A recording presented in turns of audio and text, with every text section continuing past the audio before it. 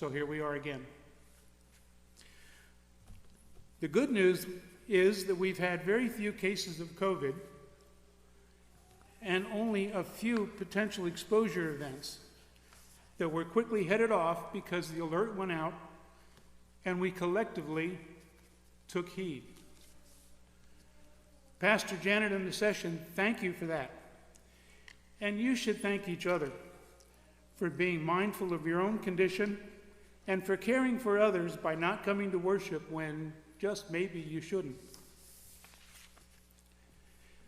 And we should thank the deacons.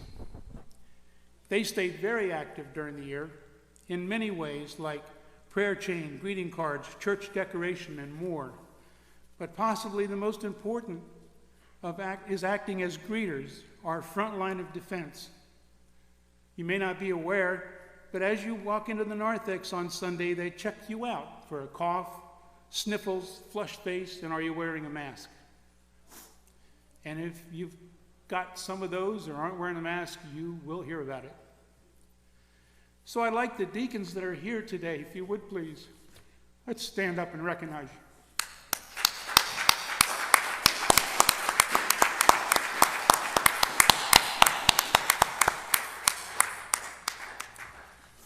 Others have been active as well. The men's and women's Bible study groups meet regularly on Zoom. Who knew that word was going to become such common in our vocabulary? And the missions committee has continued to organize projects to help those in need. The fellowship and outreach committee has been handcuffed the most. It's hard to promote fellowship or outreach in the middle of a pandemic. But they have funding available, and when the time is right, their programs like luncheons and movie nights will be available again.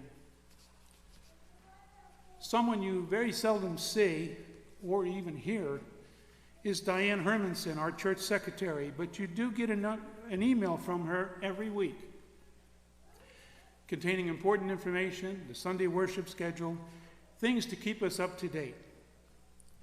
Diane is usually in office 3 days a week preparing the bulletins and keeping up with correspondence.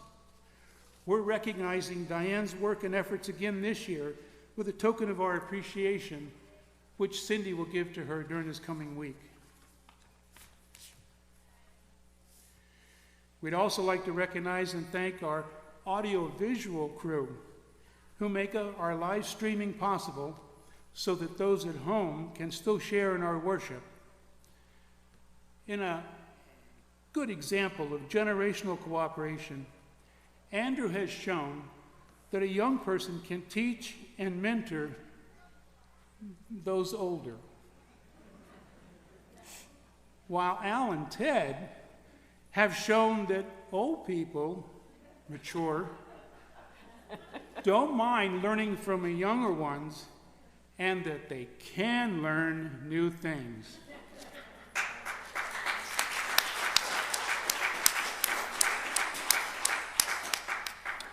Now, I got a hold of Santa Claus up in the North Pole earlier this week and asked if he would please send me an elf to help. And he sent us this year Elf Linda. And Elf Linda has a couple of things for the guys in the audiovisual. Cindy's gone, wherever Cindy is. With help from Cindy, Elf Cindy.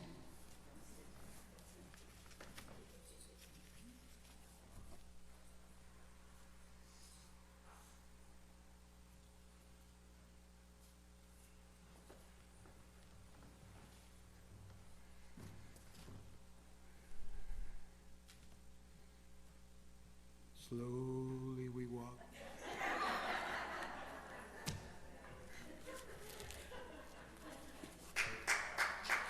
Thank you all.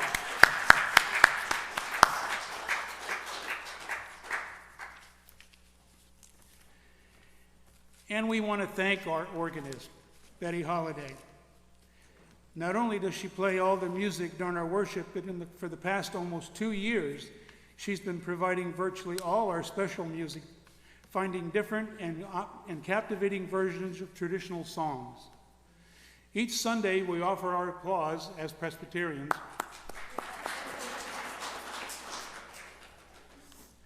But I suggest that this Sunday, as Elf Linda hands her our gift, we really let her know.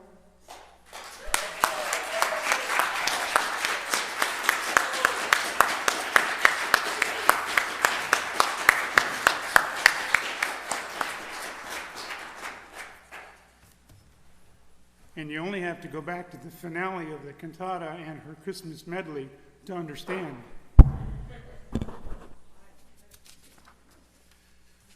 As music director, Becky has had her hands tied. Sorry.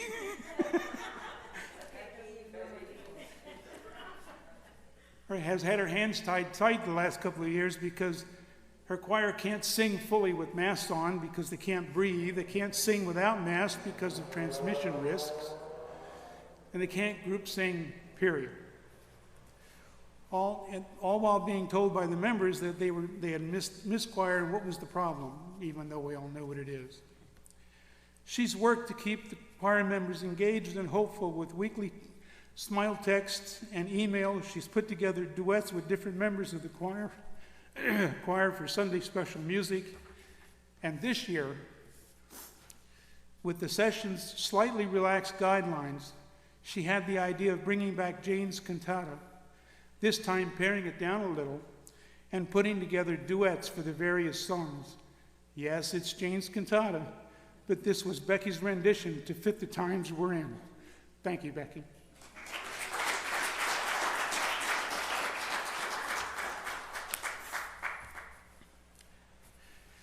Last year, when I was up here, I said that 2020 was probably the strangest year that Pastor Janet had ever had in her ministry. Now, I gotta say that it's the strangest 2 years she's ever had in her ministry. But she's found ways to make it work, communicating with church members by phone, text, and emails, using Zoom for committee meetings, reaching out to those who may need a comforting word, all while the world is only slightly less fuzzy than this time last year.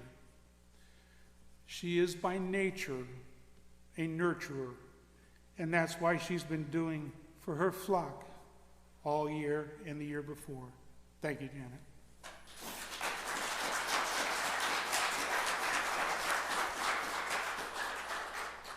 So, on behalf of your session members, Linda, Kathy, Tom, Jim, Cindy, and me, we want to wish you a very merry, safe, and healthy Christmas. And even though we couldn't have a fellowship luncheon downstairs, we do have a fellowship tasty treat for you on your way out. So please stop and see Cindy, and she'll be happy to give you your share. Thank you all. Have a great holiday.